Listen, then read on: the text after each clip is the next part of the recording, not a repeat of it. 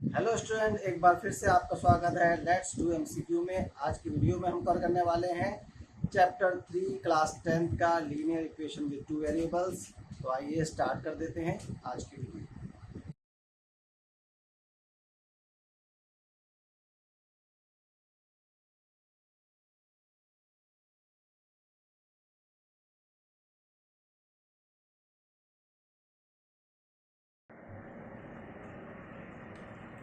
बच्चों, जो linear equation with two variable होती है वो कुछ इस फॉर्म में लिखी जाती है: a1x plus b1y plus c1 equal to 0, a2x plus b2y plus c2 equal to 0। ये दो इक्वेशंस हैं।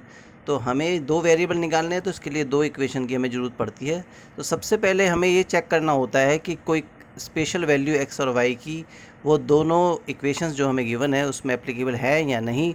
तो इसके चेक करने के लिए कुछ हमारे पास टिप्स होती हैं जो कि हम यूज़ करेंगे। जैसे consistent pair of linear equation, मतलब कि कोई सोल्यूशन है, कोई पर्टिकुलर सोल्यूशन है एक्स वाई का जो दोनों इक्वेशन में फॉलो हो रहा है, इसको हम यूनिक सोल्यूशन बोलेंगे। कोई स्पेशल आंसर होगा एक्स और वाई का, वो कंडीशन होती है। इसमें हम रेशो फाइंड करेंगे पहले। अगर ratio a1/a2 not equal to b1/b2 अगर आता है तो उस कंडीशन में हम कह सकते हैं इसका यूनिक सोल्यूशन है। और अगर इसको ग्राफिकली देखा जाए तो ये हमेशा इंटरसेक्टिंग लाइन फॉर्म करेंगे। ये हमारी पहली कंडीशन बनती है। अगर हम दूसरी कंडीशन की बात करें तो यहाँ पर हम कहेंगे dependent pair of linear equation. ये भी कंसिस्टेंट है एक्चुअली, लेकिन इसके सॉल्यूशन जो हैं वो इनफाइनटली मैनी सॉल्यूशंस हैं। ये हमारी कंडीशन होगी। उसके अंदर रेशो फाइंड करने के बाद a1/a2 equal to b1/b2 equal to c1/c2। अगर ऐसी कंडीशन आती है गिवन इक्वेशंस में तो हम कह सकते हैं इसके मैनी सॉल्यूशंस होते हैं। और ग्राफिकली इसको अगर चेक किया जाए तो कोइंसिडेंट लाइंस आ जाती हैं। मींस एक लाइन जो पहले से ड्रॉ करोगे एक इक्वेशन की, तो दूसरी इक्वेशन की लाइन भी उसके ऊपर ही आ जाती है। जनरली इन क्वेश्चंस के हम सॉल्यूशन नहीं निकालते हैं क्योंकि इसके बहुत सारे आंसर होते हैं। थर्ड कंडीशन जो है हमारे पास वो ये आ जाती है inconsistent pair of linear equation. Means जो दो इक्वेशंस हमें दी हैं वो कोई पर्टिकुलर सॉल्यूशन एक्स और वाई का फॉलो नहीं करती हैं। तो इस कंडीशन में दोनों इक्वेशन आपस में मैच नहीं करती। इसका मतलब यहाँ पर कोई भी उनका सोल्यूशन नहीं होगा। नो सोल्यूशन हम कहेंगे क्योंकि हम निकाल ही नहीं पाएंगे, फाइंड नहीं कर पाएंगे। और अगर हम ग्राफिकली इसका रिप्रेजेंटेशन करते हैं तो पैरेलल लाइंस बन जाती हैं। तो ये कंडीशन होगी इसमें a1/a2 इक्वल b1/b2 तो आएगा, लेकिन c1/c2 उनके इक्वल में नहीं आएगा। अब चलिए हम कुछ क्वेश्चन यहाँ पर डिस्कस कर लेते हैं। तो फर्स्ट क्वेश्चन हमारे पास सामने आ रहा है, the system of equations x minus 3y is equal to 5, ये फर्स्ट इक्वेशन है, and 2x minus 6y is equal to 10 has. अब ये हमारे पास कंडीशन है, one solution, no solution, two solutions, infinite solution.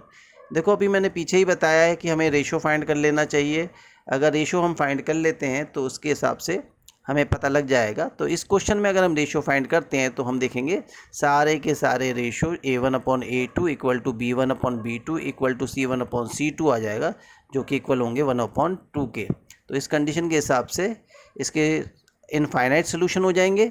That means जो D option है वो हमारा करेक्ट ऑप्शन होगा। क्वेश्चन 2 की अगर बात करें तो यहाँ पर एक प्रॉब्लम सम है ये। The total cost of 6 books and 4 pencils is ₹34 and that of 5 books and 5 pencils is ₹30। The cost of each book and pencil respectively is given है। तो यहाँ पर हम क्या देख रहे हैं कि दो इक्वेशन, दो सिचुएशन हमें दे रखी हैं। तो हमें क्या करना है, यहाँ पर बुक को x मान लेते हैं। चलो, cost of each book x और कॉस्ट ऑफ वन पेंसिल जो है ईच पेंसिल उसको हम y मान लेते हैं। तो इसके हिसाब से हमारी इक्वेशंस जो फॉर्म हो जाएंगी वो बन जाएंगी 6x plus 4y is equal to 34, और जो सेकंड इक्वेशन है वो बन जाएगी हमारी 4x plus 5y is equal to 30। अब ये जो दो इक्वेशंस हैं इनको हम सॉल्व कर लेंगे। आपने पढ़ा ही होगा, हमारे पास दो मेन मेथड हैं, सब्स्टिट्यूशन मेथड या फिर एलिमिनेशन मेथड। उनमें से आप किसी को भी अप्लाई कर सकते हैं और आंसर फाइंड कर सकते हैं। अगर उनको हम सॉल्व करते हैं दोनों इक्वेशन को, तो इसमें हमारा आंसर जो बैठेगा वो 5 and 1 जो है वो करेक्ट ऑप्शन बैठेगा। हालांकि मैंने आंसर जो डिटेल में है डिस्क्रिप्शन बॉक्स में इसका लिंक मिल जाएगा, आप वहाँ खोलकर चेक कर सकते हैं, जहाँ पर डिटेल सॉल्यूशन इस क्वेश्चन का होगा। और वैसे भी कई बार हम एमसीक्यू में थोड़ी ट्रिक भी अप्लाई कर लेते हैं, तो हम वैल्यू लगा के देखनी पड़ेगी, थोड़ा टाइम ज़्यादा ज़रूर लगेगा। तो 5 और 1 जब लगाते हो एक्स और वाई की जगह, तो उन इक्वेशन में तुम्हारा जो है इक्वेशन ये फॉलो हो जाएंगी। नेक्स्ट क्वेश्चन लेते हैं, third question. The graph of linear equation is always, linear equation जो होती है, मान लो एक ही इक्वेशन है और उसका हमें ग्राफ बनाना है, तो स्ट्रेट लाइन हमेशा फॉर्म होती है, क्योंकि एक्स वाई पे ही डिपेंड रह जाता है, और स्ट्रेट लाइन हमारा ऑप्शन सी जो है वो करेक्ट हो जाएगा।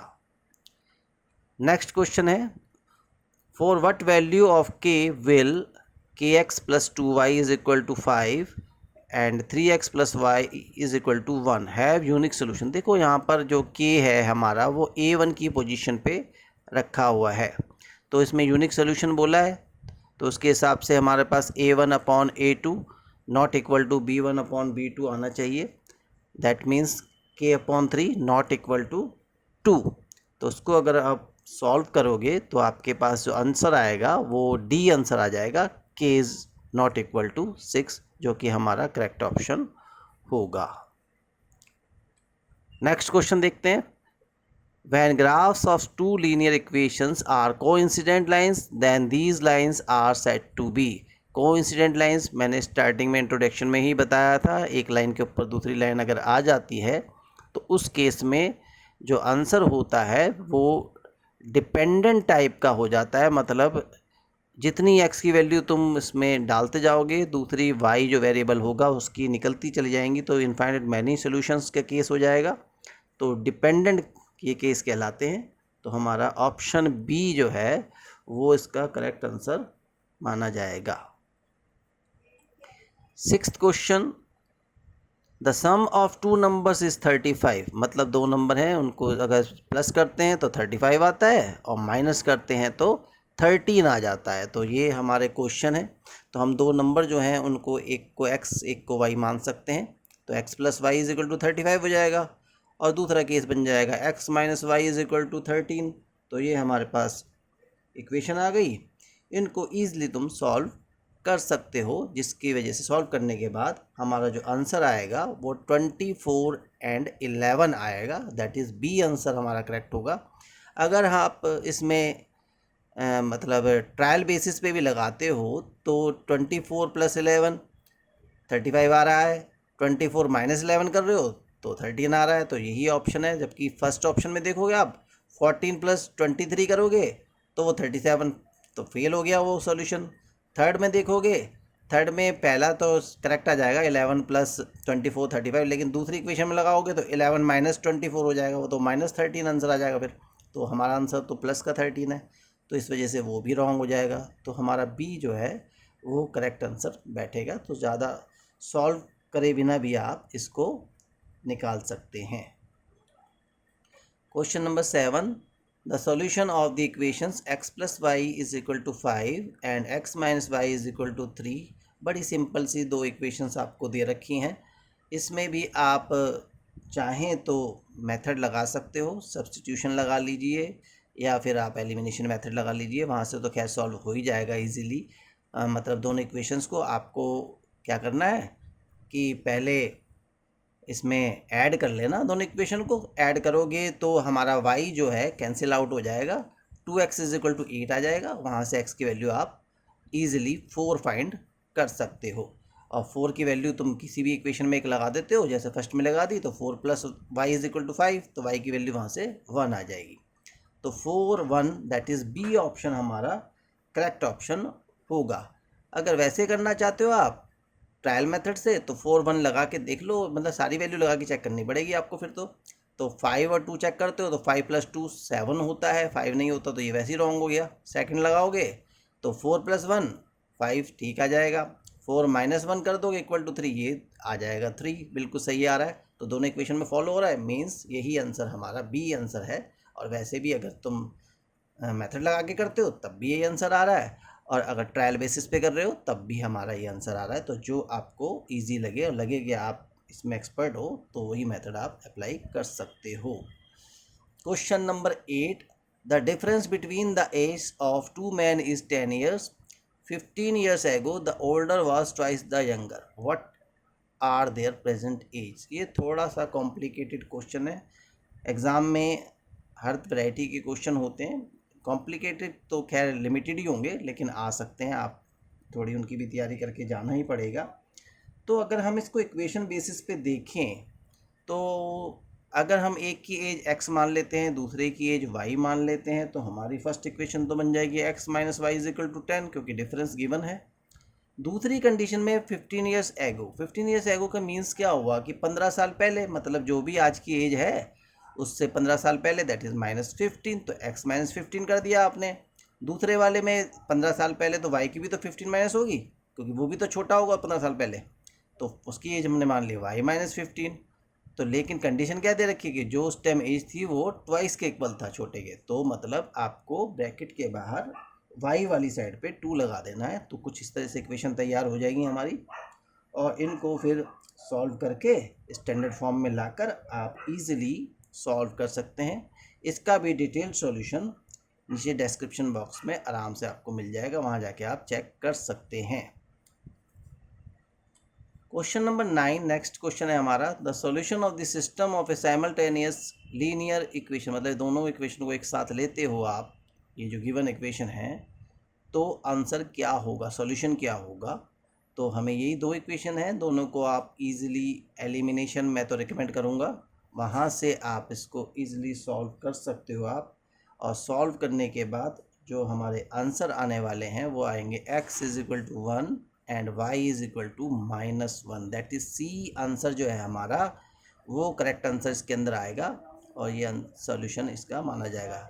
इसके आंसर का भी डिस्क्रिप्शन में आपको लिंक मिल जाएगा, वहाँ आप जाके इसका जो डिटेल सॉल्यूशन है वहाँ चेक कर सकते हो. 10th क्वेश्चन है हमारा.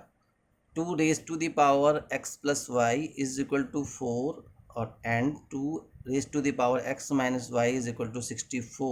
Then y is equal to, मतलब ओनली y की वैल्यू फाइंड करनी है, x की वैल्यू नहीं मांग रहा है हमसे. तो पहले आपको समझना चाहिए कि इक्वल टू में 4 लिखा है पहले वाले पार्ट में, लेकिन जो बेस है लेफ्ट हैंड साइड का वो 2 है. तो हम क्या करेंगे, 4 को लिख देंगे 2 की पावर 2, 2 की पावर 2 लिख देंगे. और इसी तरीके से हम जो 64 है उसको हम लिख देंगे 2 की पावर 6. तो जब हम इक्वलिटी लगाएंगे तो x प्लस वाई जो है वो 2 के इक्वल आ जाएगा, जबकि x माइनस वाई जो है वो 6 के इक्वल आ जाएगा. अब ये दो इक्वेशन हमारे पास रेडी हो गई हैं. अब दोनों इक्वेशन को ईजिली आप सॉल्व कर सकते हो एलिमिनेशन या सब्स्टिट्यूशन मेथड से.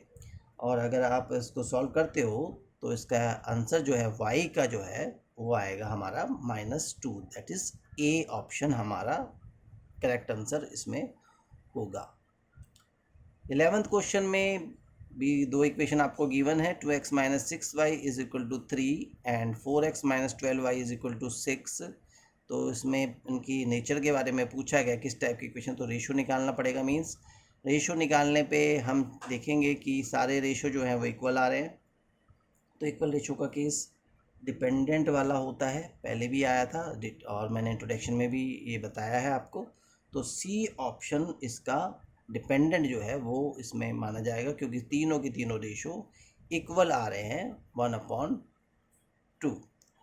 तो बाकी इनकी डिटेल सॉल्यूशन के लिए आप डिस्क्रिप्शन में लिंक में चले जाइए, वहाँ PDF में आपको मिल जाएगा. तो वहाँ से अगर आपको कोई प्रॉब्लम है तो आप वहाँ से क्लियर कर सकते हैं. आज के लिए बस इतना ही. अगली वीडियो में इसके पार्ट 2 में मिलेंगे. जब तक के लिए थैंक यू.